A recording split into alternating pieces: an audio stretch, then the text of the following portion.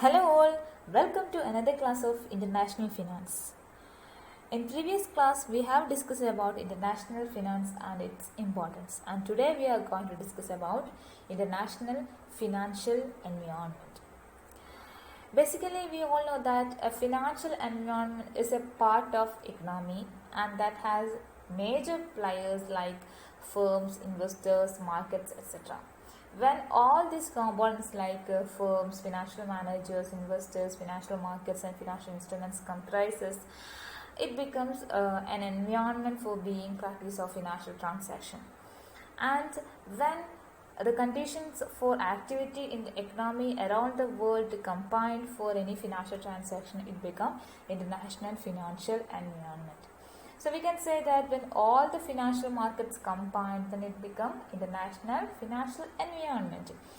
We all know that as a result of globalization, every business organization practices cross-border transactions, and they were started financial transaction in between nations, and they practices all the transactions in between nations. Okay, so international financial environment represents the conditions for activity in the economy around the world, and it represents all financial markets all over the world. Now let's move on to the components of international financial environment. These are the major components of international financial environment like international monetary system, international financial markets, foreign exchange system, balance of payment, international capital market and currency convertibility. Now let's go through each and every point. Actually we have to discuss each and every point in details, but now we have to point out each and every point. Okay, first point, international monetary system. Actually, international monetary system is an institutional arrangement that countries adopt to govern its exchange rates. Every country has its own currency, and for facilitating international financial transaction, we should know the exchange rate of each and every currency. So for that purpose, we have an international monetary system for arranging international, for governing international exchange rate practices. So international monetary system includes certain rules or agreed rules and conventions that facilitate international trade and investments, and generally this allocation of capital between nation states. And second point is international financial market. International financial market is a financial market, and it is the mechanism that facilitates the transfer of funds from lenders to borrowers. Actually, when the financial transaction takes place cross borders, it becomes international financial transaction. And when funds funds flow across national boundaries. Second point is international financial market.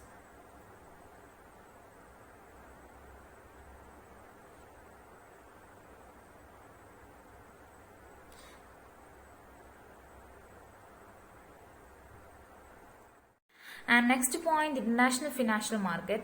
It is a worldwide marketplace in which buyers and sellers trade financial assets such as stocks, bonds, currencies, commodities and derivatives across national borders. So we can say that international financial market is a financial market, is the mechanism that facilitates the transfer of funds from lenders to borrowers internationally. Okay. And third point is foreign exchange market. Foreign exchange market is the market in which money denominated in one currency is bought and sold with the money denominated in another currency. And all these points can be discussed in detail later. Okay. Then next point is balance of payment. Actually, balance of payment is a statement of all transactions made between entities in one country and rest of the world over a period of time. So it is an important statement for international trade or international financial transaction. Balance of payment is an important statement, and it tracks international transactions over a period of time. If a fund is invested to a country, then in that statement, that is in the statement of balance of payment, is credit amount is added for the export, and if a fund is leaves from a country, that is known as import. So at that time, in the statement of balance of payment, deduction is made. Such a statement is known as balance of payment, and it is an inevitable statement under the consideration of international trade practices. Then next point is international capital market. International capital market is also an important component of international financial environment, and it is the world's financial center where the shares, bonds, debentures, currencies, mutual funds, and other types of long-term securities are purchased and sold. And we can say that it is the group of different countries' capital market. International capital market consists of different countries' capital market. And the last one is currency convertibility. Currency convertibility basically implies the absence of exchange control. That is, it is the easy way with which a country's currency can be converted into another currency or gold or some like liquid cash form, that is known as currency convertibility. All these components consist of international financial environment, and this is the area that we have to cover in this paper. Okay, so let's move on to the another area, that is risk associated with the international finance. We all know that any kind of financial activity, it is subject to a certain kind of risk factor, and of course with international financial transaction previously faces some kind of risk factors. So international finance risk is basically known as political risk and foreign exchange risk, and we all know that what is political risk. Actually, political risk is the risk that an investment return could suffer as a result of political change or instability in a country, and it arises when government unexpectedly change its rules.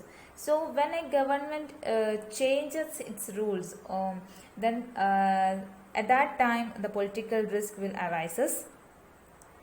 Or we can say that it is the risk of changes in value owing to political actions in the foreign country. In such condition, political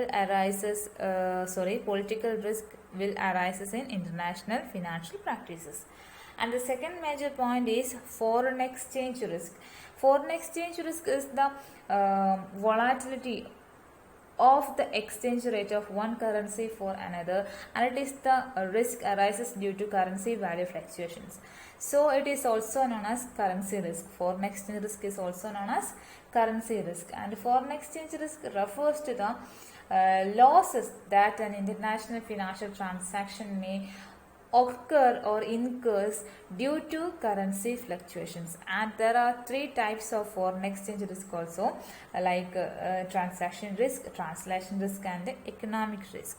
So we can go through each and every points. First point is transaction risk. Transaction risk is the risk. It is a type of risk that a company faces when it's buying a product from a company is located in another country. So when a cross-border purchase is taken place, when a company is purchasing a product from another company that is located in another country, in such condition transaction risk will arises, because the price of a product will be denominated in the selling company's currency. Obviously, that is the basic nature following in our world. That is, the price of the product will be denominated in the selling company's currency. Where the selling company's price increases, then the buying company will have to make a larger payment in its base currency. So to meet such a contracted price, there is a risk factor or there is a risk faces by the buying company. Buying company have to make a large payment in base currency to make the contract price.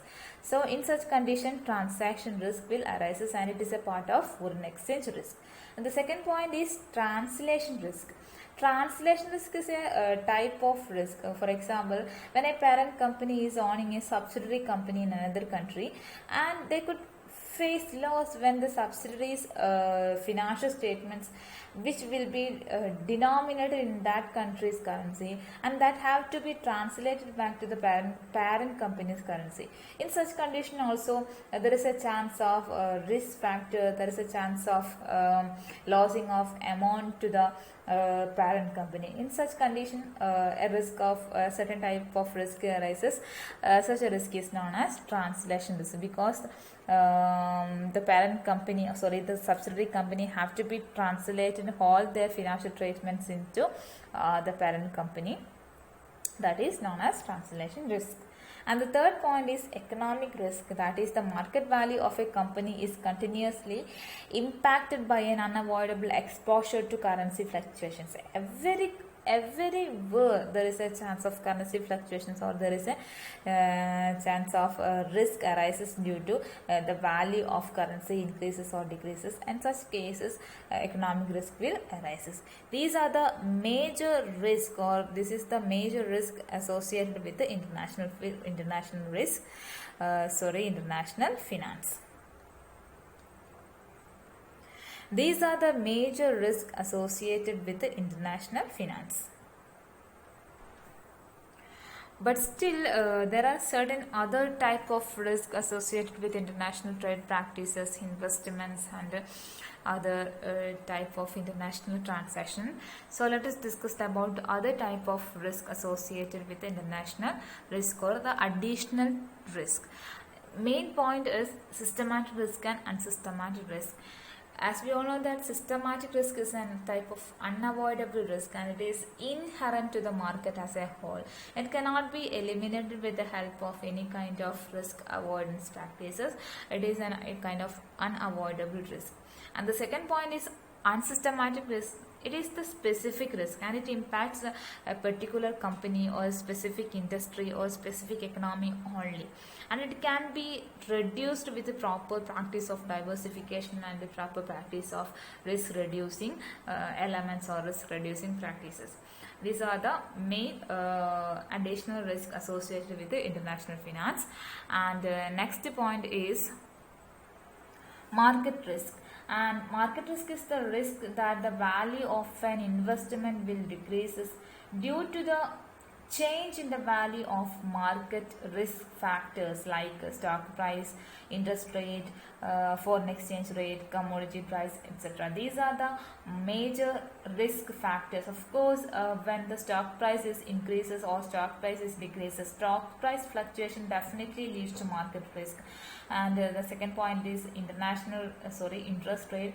Of course, interest rate and the stock price has a relationship. When the interest rate increases, the stock price definitely decreases. There is an inverse relationship between stock price and the interest rate. Of course, the changes in the interest rate definitely affect the stock price, then market risk will arises. Then foreign exchange rate is also influences the market risk. So all these major risk factors influences the practices, and all these changes in these risk factors leads to market risk. So changes in these factors or changes in the value of investment or trade leads to risk or uncertainty. And the third point or third type of risk is legal risk.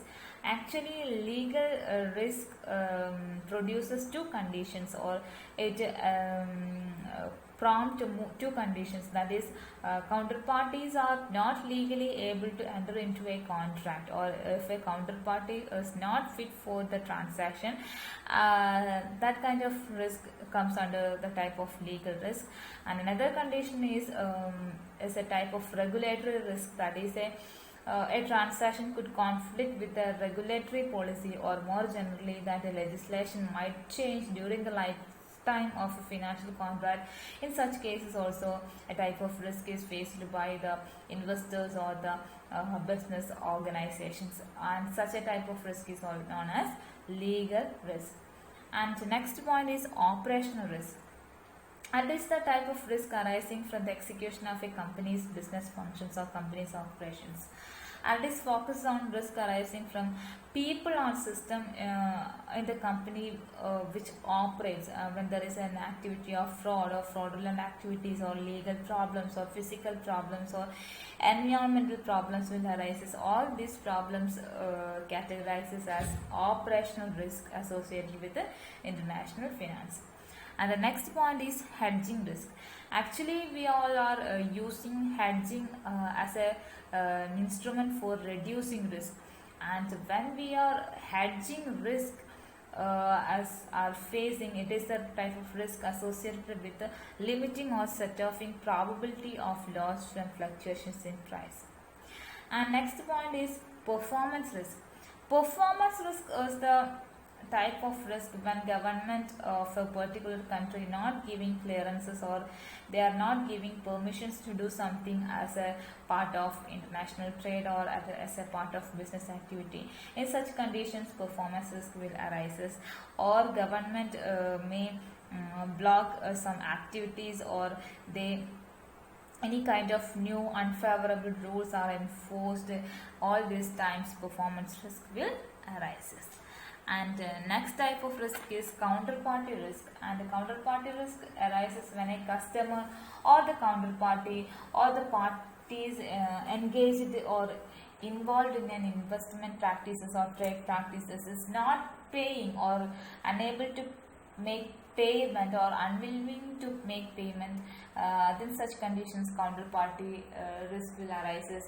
Or when customers or counterparties make dispute in between them, at that condition also counterparty risk will arise. All these practices negatively affect or badly affect the international financial transactions.